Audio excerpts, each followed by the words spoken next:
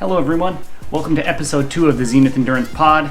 Our guest today is Alesia Ode, and before we get into the episode, I just wanted to clarify a couple things that we didn't actually touch on when we were chatting. Just wanted to touch a little bit on her resume as a runner. So in 2022, she got 10 first place finishes in races on her resume, 5 on the road, 5 on the trail. And she PR'd in 13 times across different distances throughout the year. And notably, she won the 3-hour race at Blood Run, which was a huge accomplishment. But anyways, be sure to tune in for the whole episode. Again, she has an incredible story and a lot of information to share. So I really think you'll get a lot out of listening to her and learning from her experiences. So thank you very much for joining and stay tuned. All right, welcome everybody to the Zenith Endurance Podcast. My name is Derek Edel, and joining me today is Rod and Alesia Ode. For those of you who don't know Alesia, she's a board member of the Sioux Falls Area Running Club and has quite the resume of races within the last year and more, both on the roads and on the trails. So Alesia, welcome to the podcast. Thank you so much, Derek. Happy to be here. And Rod, of course, thanks for joining. So let's just jump right into it then. So let's learn a little bit about your history. So tell us, Alesia, how did you get into running? And specifically, how did you get into running in Sioux Falls? Because as I understand, you're not originally from our area. Excellent. Thank you so much for that question. So I did do a little bit of running back in high school. I was a state track runner for the 800 meter and the 4x8 relay. Since that time, I'm now closing in on 40. So since that time, there was about 20 years in there where running was not my main game. I spent a lot of time doing kayaking and swimming and hiking, that type of stuff. After my first son was born, couple of years afterward is when I really started running. So recently, my running career is only about 4 years long. In those 4 years, I did had a second child. So I spent some time pregnant and not running super fast or super hard there at the end of the pregnancy. But I've also relocated to Sioux Falls from Iowa, and getting back into the running game was something that I was really excited about. I started with getting a group of women together that I ran with in high school in that 4x8 relay. So there is a circuit relay here in Sioux Falls. I reached out to these women and asked them 20 years later, hey, are you interested in doing this run with me? And amazingly, they all still were runners and were up for the challenge. So it really started with training after my second child was born, training for a fast 5-miler as part of that circuit. I was going to be the closing leg. And I trained through spring and into summer, with that race being in July. And after that race was over, I kind of still had a thirst. I wasn't done. I wanted to keep going. And so I had met some folks at that circuit relay who were part of the Sioux Falls Area Running Club, which is a trail running club predominantly. So at the end of July, I met up with some of them at Great Bear and went for a trail run. And from there decided, hey, this is something that I also enjoy. So I spent the rest of the year in 2021 doing both trail running and road running. I ran my first 2 ultra marathons by the end of that year and several half marathons as well. So that really is what got me started for a strong season in 2022. So what were those ultras that you ran? Yeah, so the first one that I ran was actually the stuffed turkey. That's down in Granger, Iowa, and it was a 50K. So that was my first stab at it. Was right at 31 miles, and it was at an equestrian park with a 10-mile loop, with a little bit of an add in there at the end. So that was my first one. I stopped. I remember after the second loop at 20 miles, I had a gear change, put on my headlamp, nursed my daughter, and went back out and did the last 10 and brought in a 3rd place finish. So. Oh gosh. Yeah. That's incredible. Yeah. So from 5 miles to 50K. Yes. So, yeah, tell me a little bit about that transition then and maybe a little bit about where you're at now as far as running on the roads versus running on the trails. Where is your heart truly at, or is it just with both? Yeah, so this is a really interesting question. As I've sort of lived in both worlds for the last 2 years, you often hear that you're kind of one or the other. Like once you become a trail runner, you don't turn back is something that you hear a lot out in the trail world. And I don't know if that's necessarily true. I know for myself, it definitely is not. I think both types of running bring such a different aspect to the sport for me as an individual that I think it's important for me to keep active in both games. And the reason why I say that mostly stems from my love of being outdoors and in nature. So I've always been a fan of our national parks, state parks. I went to college. I graduated out of college as a botanist, so I have a degree in science. And I love being out with the plants. When you are running on the road super fast, it's pretty rare that you're enjoying like, oh, look at those daisies over there. Look at these nice, beautiful oak trees. Generally, you're out there to get to the finish line as fast as you can, and you're focusing on that point right in front of you. When you're trail running, it's sort of a different benefit that you get to it. It's more about the beauty of your surroundings. Everything isn't so fast. You still have to pay attention to the technicality and be really aware of what's going on around you. But it is easier to slow down and take it in a little bit more, especially when you factor in all the elevation changes. And typically when I'm running out on the trail, I'm going longer distances. So I have more stops because it does change the way that I fuel in the two different sports. But for me, I don't have my heart in one all the way. I think it's important for me to stay active in both arenas so that I can get that need for speed that I have, but also keep true to my passions and also practice that technicality, which is so important to the strength side of being a strong runner. Definitely. We were just talking with Jeff Pratt about his journeys through the ultramarathon scene, and he had mentioned that you had helped him pace for one of his races. So could you tell us a little bit about where, because with trail running, it seems like it's more on the enjoyment side, if I'm reading that right from you, in addition to the fitness. So is pacing kind of like, oh, I can reap the benefits of this psychological experiment of going out with these people together and going through this together. So is that why you like pacing, or is it because you need somebody to do the favor back to you, or tell us a little bit about that?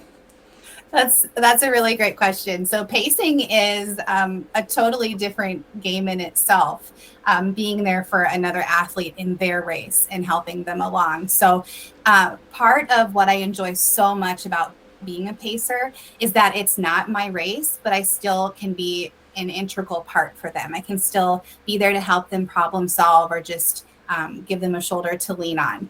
It's also been such a learning experience for me. I do consider myself to be a very young runner or new to the game.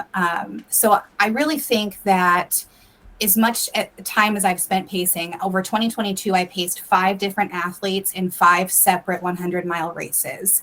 Those races took place in 3 different states in the Midwest, and were all done in totally different conditions. For almost all of them, I was up at least 48 hours, and I was not the one running the 100 miles. I was only doing 20 to 30 miles of each of those races. For all of them that I did do the final leg with my runners. So I got to be, part of where they get to come home, bring it home.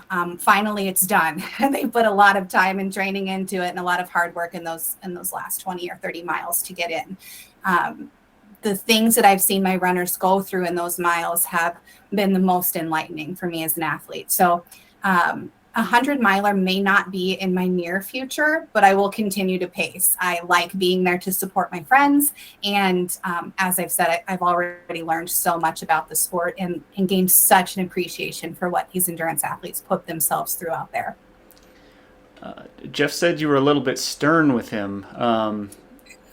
What's your strategy as far as the mind games in helping your athletes?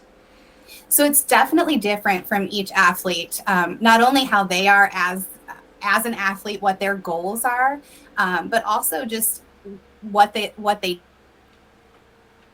a difficult one for me. I knew that he was going into that race knowing that he wanted to podium. That was important to him, and he was poised to do really, really well in that race. He had an issue in the race before I was able to get on with him, where the course wasn't completely marked, and he added a few extra miles to his 106-mile race. So when that happened, he lost a position from second to third. And so when I got on with him, my goal was to help him get as close as he could to that second place finish, while supporting him and making sure that he was healthy and safe. Because at this point, he had not slept in a long time, and he was very tired. Watching him kind of just bear through that and work as hard as he did, those are the reasons why pacers go out and do what they do. That was true athleticism, watching him come into that final mile, closing in on 110 miles, and I think he ran under a 10-minute mile for that last one, and really just did phenomenal things. So that was incredible. Yeah, that's tough. Do you usually train up to be able to pace? Every pace must be so different. Like you said, such different conditions. So, for these efforts, depending on who the athlete is, would you have to do kind of a little bit of different base building to be able to do that yourself? Or you just always stay in the right shape to just be able to hop in if anyone needs you? Yeah, so I think my goal as an athlete over the last year was definitely to always be in race condition. And what that means for a 100-miler is definitely different than what it means for running a half marathon or a marathon on the road. But having a steady and consistent base, and then also having a strong core strength program to make sure that you can handle elevation when it comes, that you can handle the elements when they're thrown at you. Those are the challenges that really make running on the trail a lot different, is being able to tackle that elevation, the up and down, the way that it wears on your joints differently. So like I said, maintaining that base. Although this last year I trained predominantly on the road, I still ran at least 8 trail races and made it out on the trails once a week as part of my training. So that's awesome.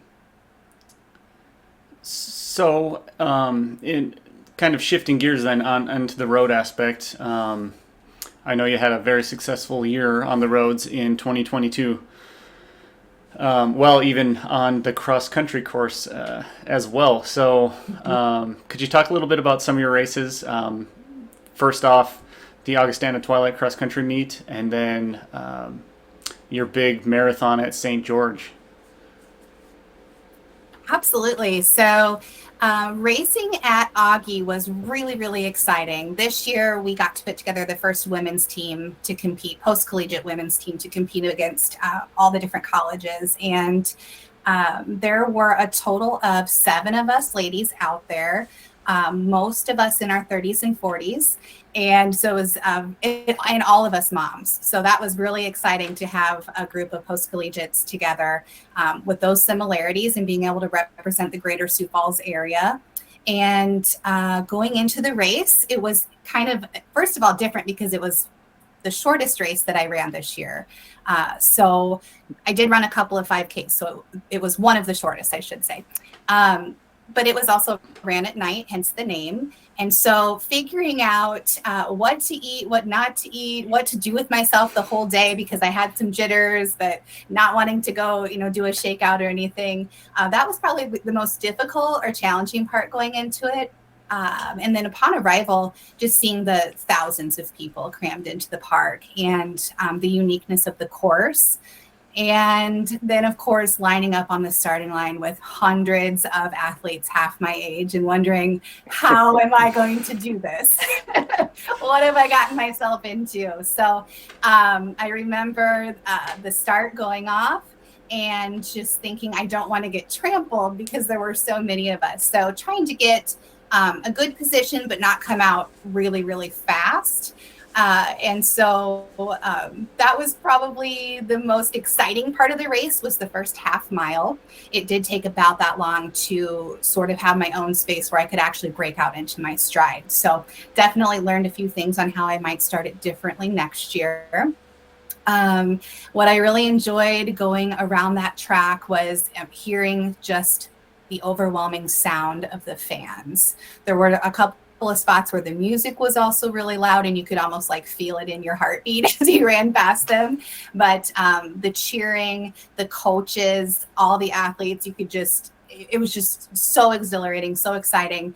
And then to get to the finish line and seeing all of my athletes come in on our team shortly after, and being able to celebrate such a wonderful race, and then realizing that we beat 9 college teams that day, 9 women's college teams. So we were really excited to be able to do that for our first showing. We all discussed coming back next year, and our goal, of course, would be to level up. That's what we're always hoping to do. So Augie was an incredible experience, and definitely looking forward to doing it again and learning from those college athletes. That was my first time ever racing in a college meet. So definitely a memorable experience. And I got to do it with friends and community and coaches by my side. So that was incredible. Yeah, it takes a lot of guts to show up, post college, show up with all these younger, really fast runners. So it's awesome that you felt like you were able to join along and actually do really insanely well. So it's super cool to see that happen.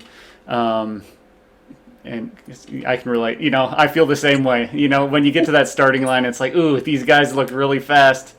But once the gun goes off, kind of all that goes out the window, and then you get into the zone and just let it happen.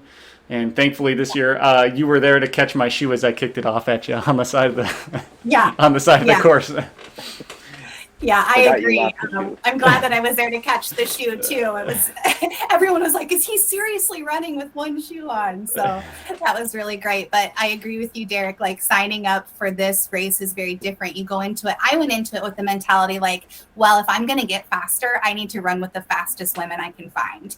And so this seemed like the perfect opportunity. I was one of 400 women that showed up to compete that day, and my goal was to finish in the top 100. Albeit it was the very bottom of that 100, but I made it. So hitting that goal for me was just really saying like, wow, I'm an athlete. I can do this. I can run fast. And so that was very exciting. And like I said, I think with every race, I learned a lot with Augie Twilight. And I think that's what is really important in this sport. If you want to become better and get faster, is to always be learning. And that race probably taught me more this year about speed than a lot of the other ones, at least if I'm going to compete on that level. Any type of college meet, that was very different. So super enjoyable. And I think tying it back into something you mentioned earlier was your running age is really young. And I think that's a lot of people, or a lot of things that people don't necessarily recognize, is that, well, maybe I'm 30 plus years old, but I didn't start running until I was 30 plus years old. Whereas those middle school, high school athletes have been running for 15, 20 years by then. And so much gain can be made, even if you're considered an older runner. Just by the fact that you've only been running for a few years. So I think that's a big thing for a lot of people to recognize and remember, is like, hey, I have a lot of potential left in me, especially if you haven't been running for a decade, 2 decades plus. Absolutely. People always ask me, because I do run on the road and the trail, I hear a lot like, which one do you like better? Or where do you see yourself going? And my answer is always, I don't know what kind of runner I want to be when I grow up. I just know that I want to be a runner. So I think even back to what Rodrigo had asked earlier, like, where's my heart at, or is my foot in each one? And I think the answer for me is going to be that it's always going to be both. I really enjoy traveling and visiting the national parks. And I don't know how anybody, once you start running and you have that need for speed, I can't go out on a hike that's 5 to 10 miles long and not run part of it. If I start hiking by that second mile, I'm like itching to go. The last couple of days here in South Dakota have been perfect weather for some snowshoeing, and the same thing has happened. I'm like out at the parks hiking, and I get a couple miles in and I'm like, man, I need to run. And that's just how it goes, that I've even started looking at running snowshoes and how I can get out there and make use of my time on the trails in the snow. So snowshoe marathon world record. That would be a lot of work. So going from a short race, you said, doing Twilight is 4 miles. It's extremely fun. I found the pacing to be really hard. I wanted to be out front, and then quickly found out I don't practice going sub 5 very often. So it's weird as a marathoner, doing a short race, but I will agree that once you do it, it's like, let's do more. Absolutely. So going from that to your marathon, you said that you learned the most from Twilight, doing the speed. But what else did you learn from like your marathons? Or I know that you did a lot of trail races as well. So are there things that you learned, things that maybe didn't go as well? Okay, that's a really great question. So first of all, I chose the race in St. George, Utah for the view. And I chose this race because I wanted to have a runcation. I wanted to visit Zion National Park and do some trail running through Zion Wilderness. So choosing this location allowed me to do both of the things that I love. It also does have a negative grade over the whole course of the race. So there are a couple super challenging climbs, but for the most part, when you are running at St. George, you're starting at the top of a mountain and you're slowly running down that mountain for 26 miles. So the views were unparalleled. They were absolutely beautiful, especially because for me, not only just the mountains and the desert, but this was the largest race I had ever been a part of, with 7,200 entrants, where I'm used to racing locally, maybe in South Dakota and around the Midwest, and maybe getting 500 to 1,000 entrants. So the scope and the scale was incredible.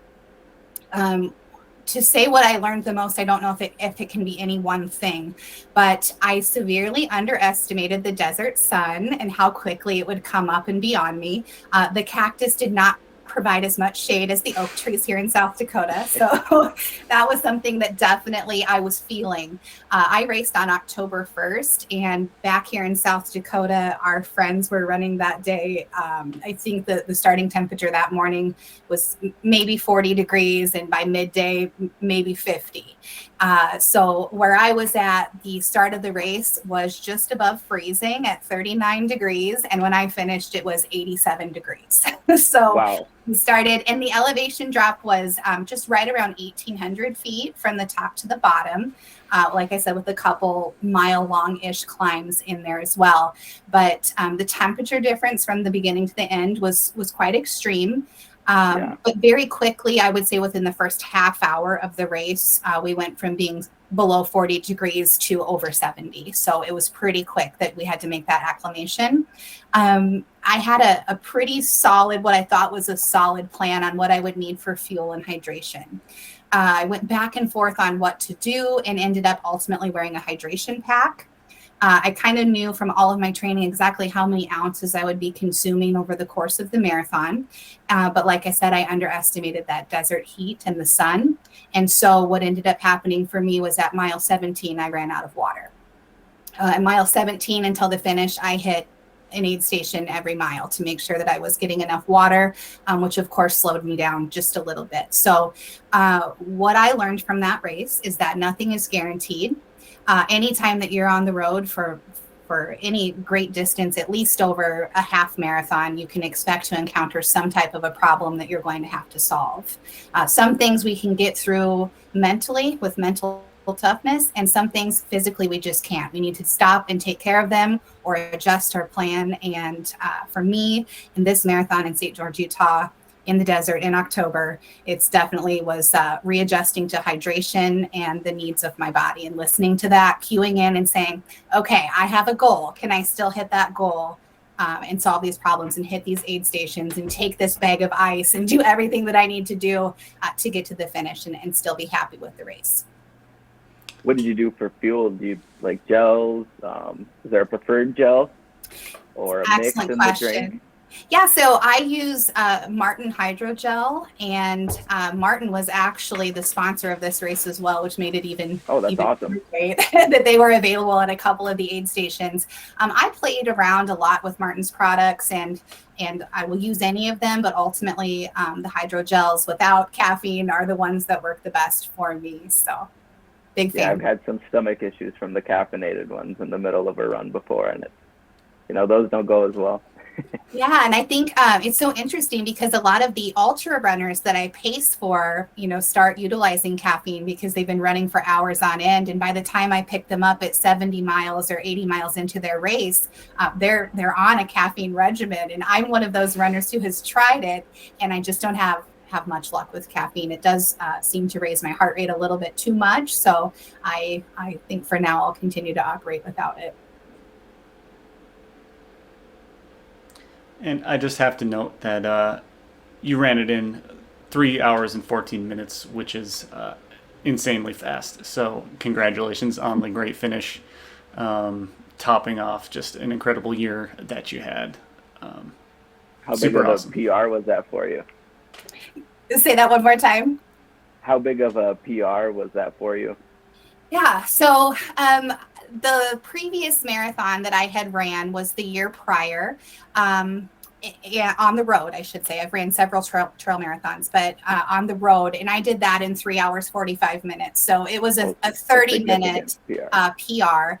The time that I had ran it prior was not a race, but for where I was at prior to hiring a coach, that is definitely, was a good time for me. So coming into this training block and taking an hour off of my road marathon time seemed a pretty hefty goal, but I worked hard at it and did not realize that I was sub 3:15 until the very, very right after I had finished. It took me a couple of minutes to figure it out, but 3:15, was my solid goal going into the training block. So I was super excited to hear that I had beat it, and so about a 31-minute PR.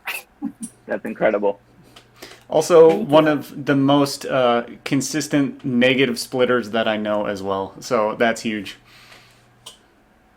Thank you so much. I was not able to negative split at Augie Twilight, though. So It seems like negative splitting for me may just be something that applies to the endurance running side. But awesome. Perfect. So I think that sums up some of the highlights from 2022. Now let's shift our focus to what's ahead. So, especially in your own running, but even with the Sioux Falls Area Running Club, it sounds like they have some big things on the horizon. So could you talk to us about what you got coming up? Absolutely. So looking at the year for 2023, I'm going to stay true to myself, and I have planned a couple of larger trail runs and some lofty goals on the race road racing side as well. So going into spring, I am looking to run my fastest half marathon, looking to go for a sub 7-minute, and I haven't exactly picked the location that I'm going to be doing that, but that will be in May of this year. And then piggybacking off of that, I hope to again participate in the 7 Summits training run out in the Black Hills National Forest. I was able to do 7 Summits in 2022. It's an ultra marathon, 38 miles in one day, up to 30,000 feet of elevation gain and loss, climbing 7 mountains through the Black Hills National Forest. So hoping to do that really just as more of an enjoyment run. That won't be my fastest ultra marathon for sure.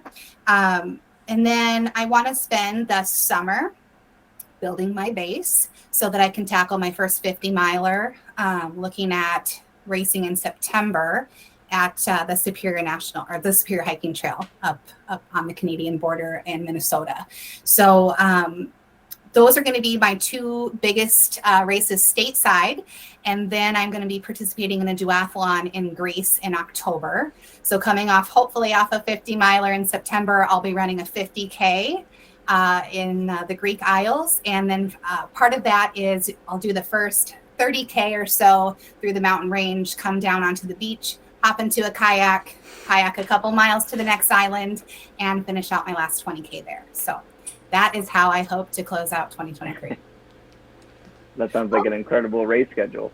Yes, and the best part I didn't mention is that when I do my duathlon in Greece, I'll get to do it with my husband by my side. So I'm one of the fortunate people in our world of running that has a best friend who also enjoys doing the sport with me. So that's something that we look forward to doing in October, and lots of training before then. Definitely. So that's quite the calendar. I love it. Big goals, something to chase for. So then with but the Sioux Falls Area Running Club, how can we activate in Sioux Falls, and what opportunities are going to be available for those runners in our area? Absolutely. So the Sioux Falls Area Running Club, like I said, is predominantly a trail running club, but we also support runners who are into the road and the track as well. We have a calendar full of events that we're going to be rolling out for 2023 so that group members or members of the community can come out and join us. We have activities planned that would be something like fartlek running with friends to trail running, different guest speakers that will come in and be a part of our club. And then, as always, we have camaraderie, someone to go out and enjoy the trails with. We have weekly runs that we do out at Good Earth State Park. Those are going to be every Thursday again this year. We do those at 6:30. We get quite the group out there doing those. And then, of course, we have our trail running series. The series is really targeted toward beginners or beginning trail runners, or people who run on the road but want to learn more about the trail running community. We have 4 races scheduled for 2023 with the potential of a 5th one in store as well. So we'll have our first race at Oak Grove Park in Iowa. That'll be in June. And then we kick off the rest as a fall series that are done at the local parks around here, always closing out in October at Newton Hill State Park. So those are some of the things we can look forward to with the Sioux Falls Area Running Club. Membership for the running club is super inexpensive. It's I think $15 a year, $25 for families. So it's a really inexpensive way to get into the community and connect with people. The funds that we charge for membership all go back into the community, into the trails that we run on to help maintain those. And then also to the children of our community who are interested in trail running. We put on a free children's trail series run also in the fall. And it's really exciting to get kids out there in parks, on the trails, and supporting the trail runners of tomorrow. So those are things to look forward with the Sioux Falls Area Run Club. We can, we're on Facebook, we're on Instagram, have a good social media presence, but we also have a website that I would direct people to for membership questions or just questions about group runs. And we'll have our calendar of events posted there here shortly this January. Awesome. And if people want to get a hold of you, is there any social that they can reach you on, or your Strava? So I am on Strava. It's just Alesia Ode, and Alesia is Alesia. Last name is Ode. All right. I think we got a few questions before we let you go. Some running related, but more fun. Yeah. Our first one is, if you knew that you were going for your last run, where would you choose to run, and for how long would you run?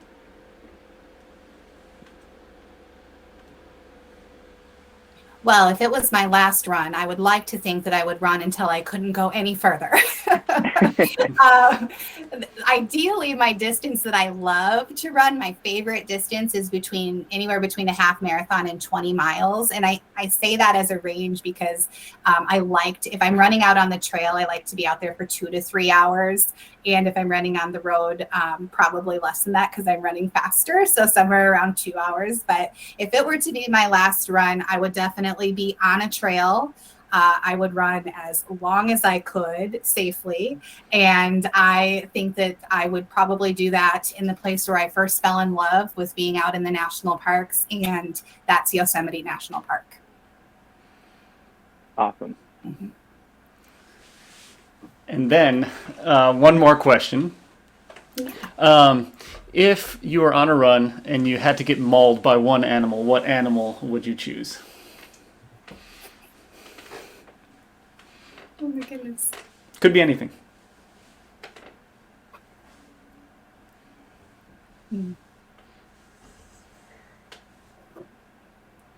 That's a really interesting question. Oh man. If I had to get mauled by an animal. You have to. You have to. So I think Jeff said bear, right? That is just such a hard question. Okay, so anybody who knows me, especially if they're out trail running with me, knows that I'm sort of a bird nerd. I love birds.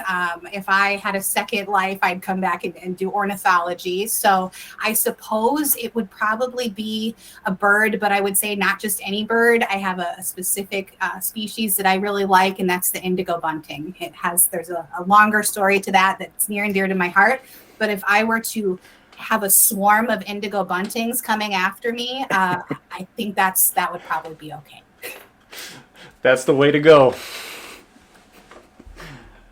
Well, that's an interesting question. Yeah, we had to think of one that would keep people on their toes. Yeah, for sure. Perfect. Yeah. Well, I think then we can close it out. I want to thank you again for joining us today. It's been a pleasure getting to chat. Thank you for sharing your story. If there's anything else you'd like to share as we're getting ready to close out, feel free. But otherwise, I think that's all we have.